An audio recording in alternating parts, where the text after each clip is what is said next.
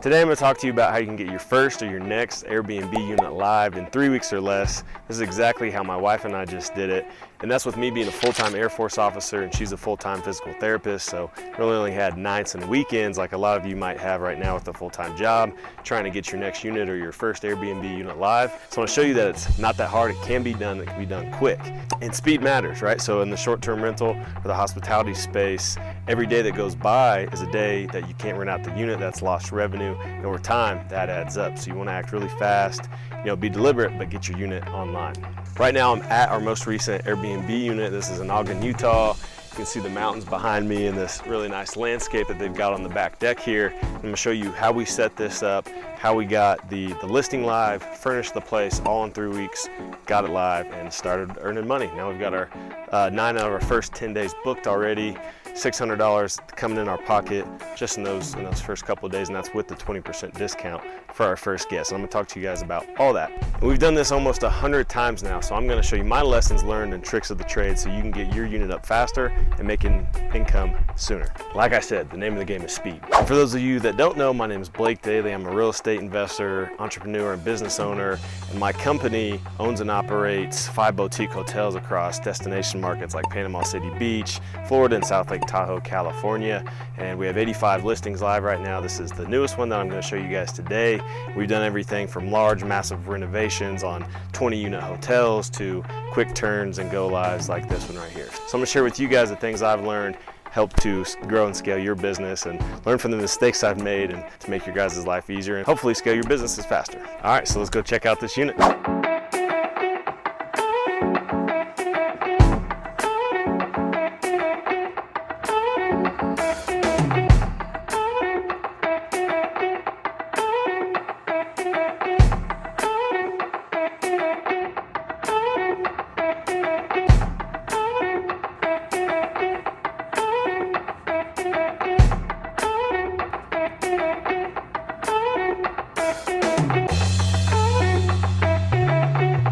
Here's the back deck space nestled in the trees. I thought the hammock was a really nice touch, but great views of the mountains, nothing but trees. There's a trail down that way. Yeah, good environment up here. All right, so you guys saw the unit and it looks pretty good in here, and that's really all credit to my wife. She did the whole design plan, did a really good job. I kind of gave her the direction of I want it to be like go into the mountains, have like that natural wood vibe, kind of be eclectic and trendy at the same time with pops of color. And she pulled it all together really nice. Got the skis up on the wall, the old snowshoes, the signs of Park City and Powder Mountain and the mountains with all the different ski resorts around here. And she brought it all together really well with the paint scheme. And the one thing I did do was select that golden color for the drapes, but she checked off on it. But I was like, hey, we should do that to bring everything together. So I can say from experience for the fellas out there, when you guys have your wife or your girlfriend or whatever, and you actually give them the help they ask for, they do really good stuff.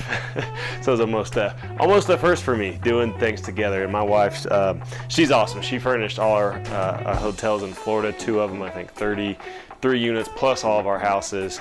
So this definitely isn't her first time, but she brought it together really well. And what I really liked about this space is that we didn't have to do any renovation in here. I think that's the first unit in like probably 3 years that we didn't have to do anything. I think I hung a towel bar in the bathroom and that was about it, and put on the blinds behind me and the curtains. Other than that, it was ready to go. And the reason we bought this house is because I saw this unit. It was counted in the bedrooms and bathrooms, but it wasn't really capitalized in the listing. But I saw that picture there. And that's a little hack of mine when you're looking for a house to live in and looking for a house hack. A lot of people look for duplexes or triplexes or quadplexes, but skip over the single family house with the extra unit. And that's every house that we've ever lived in has been the main house with the guest house here, this above garage apartment with the back deck that overlooks the mountain. So I saw that in the listing. I was like, man, this fits our strategy. We know it well. But then it also had a second unit in the basement that we just have to cut an access door in the wall. I'll have to do a second video about that later. But I saw this space, the 2 separate units that could rent out, and I was like, we got to jump on this. And when we closed the house, we had just over 4 weeks until our first mortgage payment was due. It was just over a month. And our goal was to get the unit live by the end of that month so that we'd have the money coming in to pay that first mortgage payment. Well, technically we wouldn't have the full amount for the mortgage payment because this is just the first unit. The second one in the basement, but they don't have to make the full mortgage payment ourselves because to date we haven't paid a mortgage payment before. We've always had the house with the guest house, so we've essentially lived for free for 3 years, and this was 3 years worth of mortgage payments for the first one that we made with the majority of our own money, I'll say. But next month should be different. We should have the other one online too. But we're gonna talk about this one, how we got it live so fast. So that was a big key for us, especially, you move to a new area, you buy a new house, your expenses go up with the mortgage, you wanna get the income coming in. And like I said, we've done this almost 100 times now, so we know the processes, know the steps that we need to go to, have the checklist that we follow, have our design plans, purchase the stuff, and get it clean, photographed, and live. So this video is about how to get your Airbnb unit live in 3 weeks or less, which we did. So I'm gonna show you guys how we took the steps and what we did to get it live. And small technicality, it was actually 4 weeks, but we went to Hawaii for a week in the middle of doing the furnishing plan, so I just didn't count that because we were sitting on the beach drinking Mai Tais, not here in Utah furnishing the unit. So 3 weeks or less, how you can do it. I would say step one is you have to build your design plan. You have to know the product that you're looking for, right? You have to have the color scheme, the theme, and I always suggest go with the theme that matches your location or your destination. So in the mountains, especially here in Utah, they call it the best snow on earth. A big ski and snowboard location just 20 to 25 minutes away from us is Snow Basin Resort, Powder Mountain, Nordic Valley. Park City's about an hour. We've got Alta, Snowbird, all these famous ski resorts where they had the Winter Olympics. I mean, there's really great skiing around here. So, and we're so close to the interstate and the canyon. Basically, Snow Basin's on the other side of the mountain from us, so great location for that, and I think we'll do really well in the winter for skiers. So we wanted to draw that crowd. We put in our listing about the distance, how close it is, really close to downtown Ogden and also the ski resorts, but we wanted to tie in the strength of that location and pull in that demographic so we stay all winter long. So up on the walls we've got the Wasatch Mountains, which is the mountain range here in Utah, where all the ski resorts are at, kind of on the eastern side of the Front Range. And then we've got the different ski resorts with kind of like the iconic picture of the resort framed in with gold hues that go really nice with the black leather and this pop of gold. And that really brought it together. And then we put vintage skis on the wall, these old vintage snowshoes, and then use natural wood and pops of color to really bring that all together. So we kind of had this in mind and started looking, but really it's going to take you more time if you don't have your idea up front, like if you're trying to figure out. So when you're about to get your lease or you're about to buy your house or you make that decision, start to put in the work up front so you can get that out of the way, and when you close on the property or sign the lease, you can move forward with that. All right, so step two is build your checklist. So this is a studio space. It's a little bit easier to picture what would go in here. Then you walk and you've got the little nook that, hey, that's where your bed would go. This is the nice open space off the kitchen. This will be the living room and the TV. So you kind of plan out your space and build that checklist. So I'd go room by room or space by space.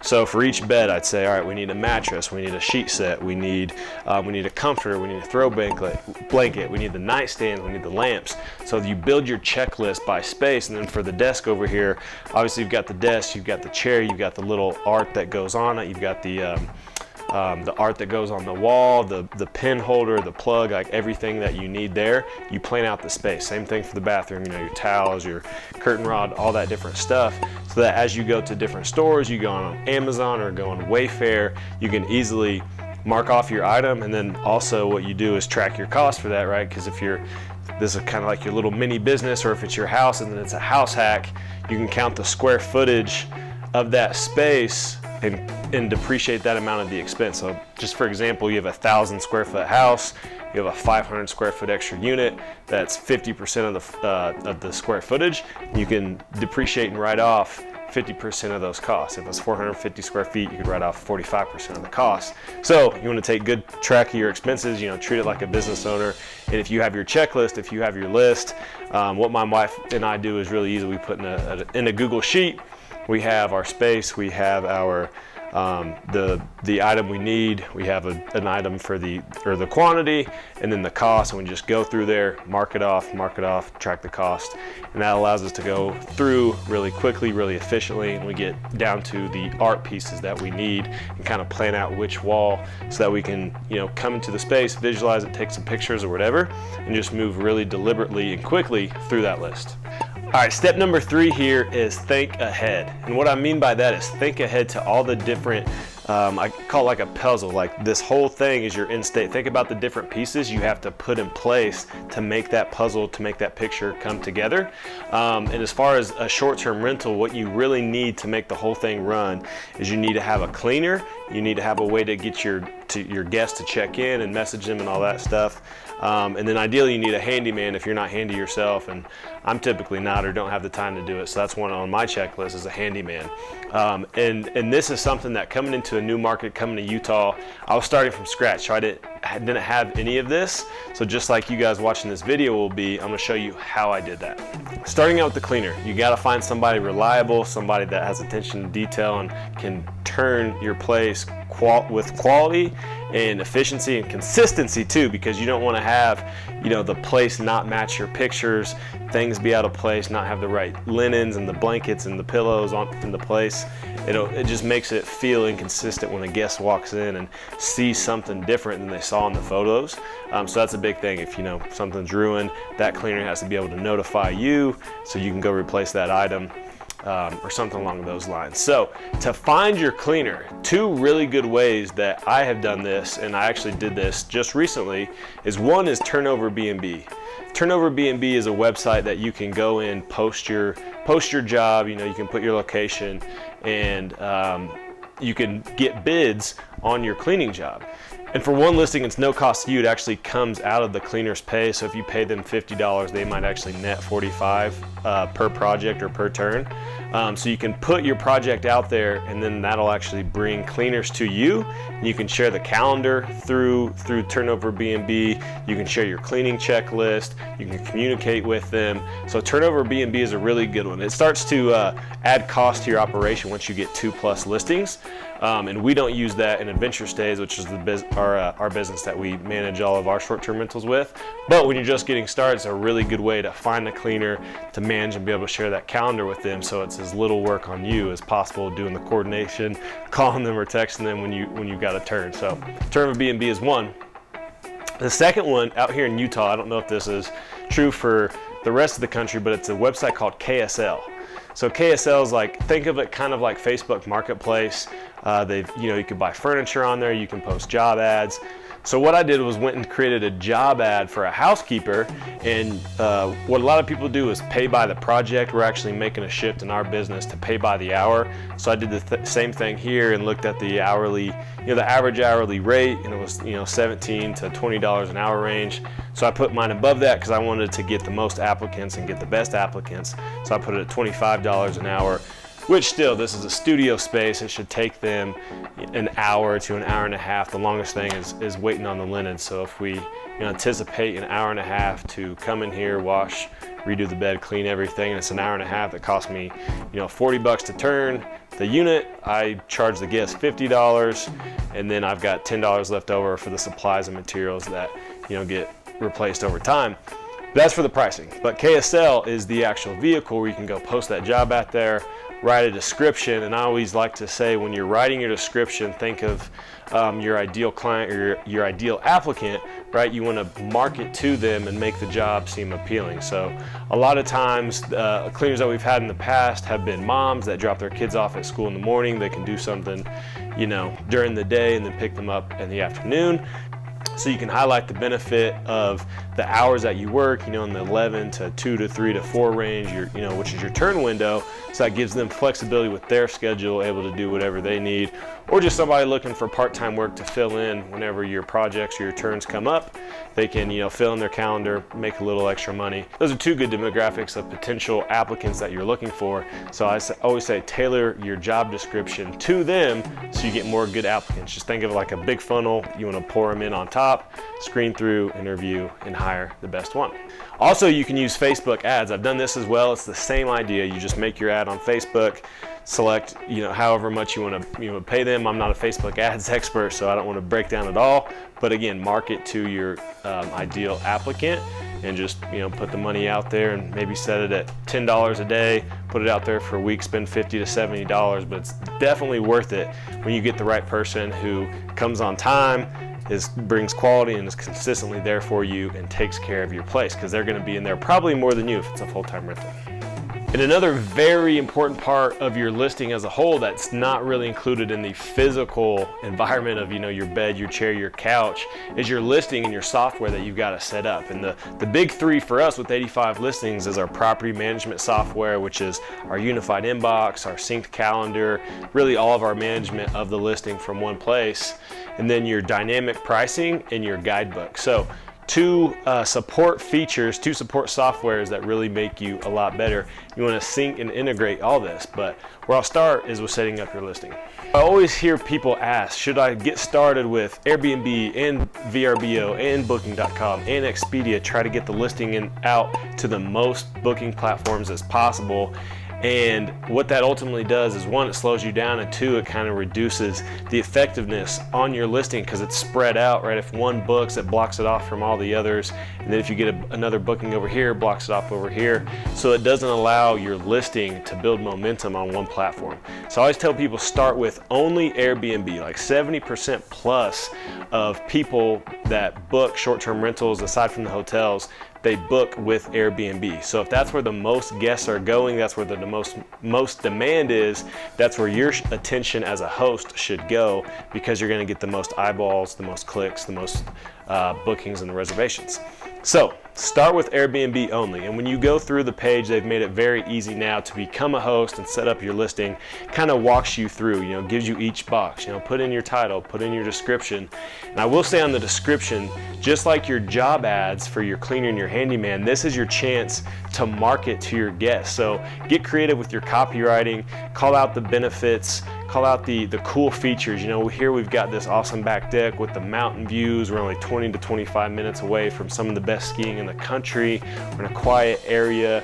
We've got a really cool brand new space. Everything's new in here. Then you just tie in your really cool features like, oh, lovely memory foam mattress that feels like sleeping on a cloud, or eclectic ski, I don't know, decor all around. And I can actually try to link my listing below to see how I did that. And disclaimer, I'm not a marketeer or a copywriter by trade, so I just kind of pull things that make it look good, and have written a lot of listing descriptions in the past and taken a lot of feedback and training and learning from other places to kind of get what works really well for us, keeps our listings occupied and all that kind of thing.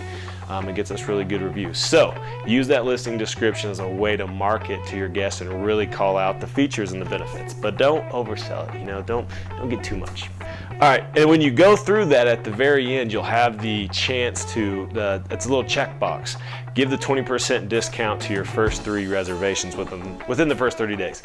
Definitely do this, because what this does is it promotes your listing out there as a discounted listing, as one that's nice and new. And when people see that, they like to see a place that looks really good like this with that 20% discount. It helps you fill your calendar faster. It helps you get reviews faster, which when you have the listing out there with 0 reviews, as a guest or as a consumer, you see that. Just like when you go to Amazon and this new product has no reviews, you feel skeptical, right? It's the same thing with Airbnb. So the reviews actually build confidence in the guest who's making the booking. So the faster you can get those, the better. And I'll give you my tip to expedite this too. Now, because you have a 20% discount, what I do is I limit my maximum length of stay to 6 days. And what this does is it limits, somebody can't book a whole month and get, 20% off, plus the, it'll double stack. If they book for 30 days, that's got a month-long discount plus 20% discount. So they might get end up getting that stay for 40% off, right? Plus, because I want reviews, I would much rather have shorter reservations. So I limit my length of stay to 6 days, and I only open my calendar 30 days in advance. And what usually happens is in that first week or two, we'll fill up with those 3 reservations within the first 7 to 10 days, which is exactly what I want, and it's exactly what you want, because you want to fill up your calendar early, get the reviews, even if it's at the 20% discount. You give them the discount and you make a little bit less money, but it starts that virtuous cycle of, one, getting money because you're getting it booked, getting the reviews, future guests see that gives them the confidence to book. Then they leave a review, and it just compiles like that. And what we've seen when you do that, especially like putting a hotel online that's got 15 or 20 units, and you do that, it books up really fast, and you build up a really good reputation, and your conversion rate that you can see on your Airbnb profile goes way up in those first 2 weeks, which drives a lot more guests to you. So pro tip there was setting up your listing. And then the next part of that is if you have a PMS, if you don't, if this is your first one, just start with Airbnb. I don't want to confuse you, but I will say, if you have dynamic pricing, you're trying to go fast and scale your business, we got your price lab, and we use HostAway for our property management system. You want to make sure all those are integrated correctly, and again, we have our checklist there.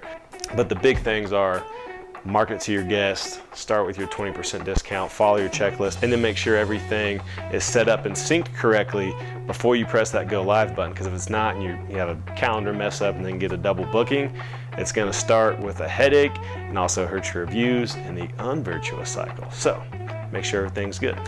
All right, and the 4th step here is what I like to call agile purchasing. So what this means is, just like we were talking about building your list earlier with, putting the item you need, whether it's a bed or whatever, your quantity and then your price.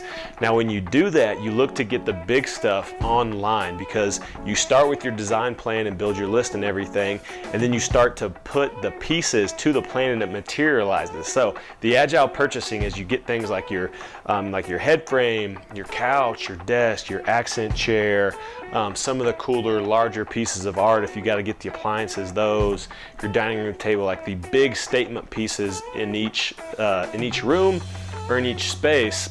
And now with shipping, like from Wayfair and from Amazon and different places that you buy furniture online, shipping is like 2 days with Amazon and Wayfair, and most other places you can get it in less than a week. So your space can start filling up really nice. And then you can go to the local stores, the furniture stores, Target we like a lot, Home Goods, they have really quality, hip, trendy, the stuff you see in soccer moms' houses that, in soccer moms' houses, that's what came to mind.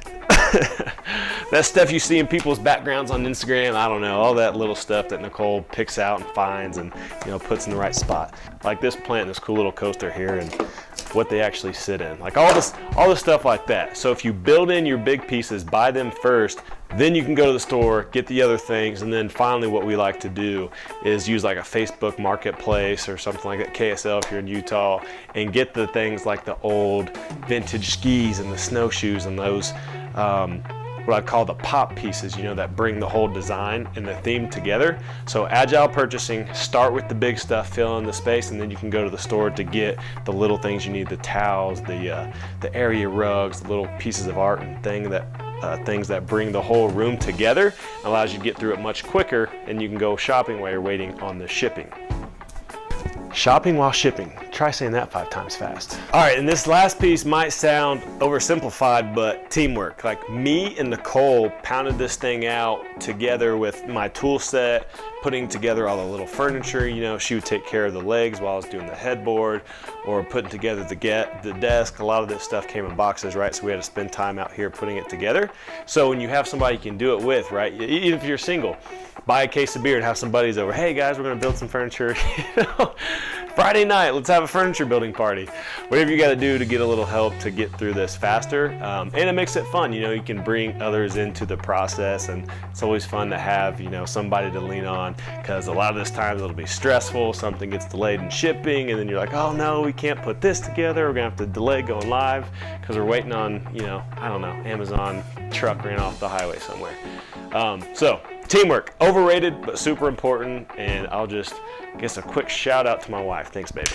All right, so that's it. That is essentially how you get an Airbnb live in 3 weeks or less. I think this was about our fastest time of doing so, just because we've gone through it so many times now with so many units that we're like, let's make this the least headache, least amount of time possible, get this thing online before our first mortgage payment is due, work together. And we pumped this out, like I was saying, only working on this after work and maybe spending a full Saturday and maybe a couple hours on a Sunday, just, you know, either going shopping for furniture, putting furniture together, hanging the stuff on the walls, me doing my handyman work of hanging up the blinds. But you can do this, even if you have the full-time job. You know, I think the most important thing is build your plan and just go execute the plan. I had a football coach, our strength and conditioning coach at the Air Force Academy, who said, plan your work, work your plan. And I think it's the same thing here. Wise advice from a wise man. Got to take the action, put the ball in play, and go get it. This stuff's fun. Now we've got, I said it wrong earlier, $722 in the first 6 days, and our first 9 out of 10 days are booked already. I'm sure we'll get the rest of this month pretty well booked out. I'm expecting about $85 to $90 a night here for our average daily rate while we're going into like the slow season and in the October-November time frame. And I think once we get into ski season, December, January, February, that'll pick up because we'll get great snow, get more people coming out here to go to the mountains. So I think it's going to do really well. Now we're going to go do the same thing in the basement unit. So we'll do that on the next video.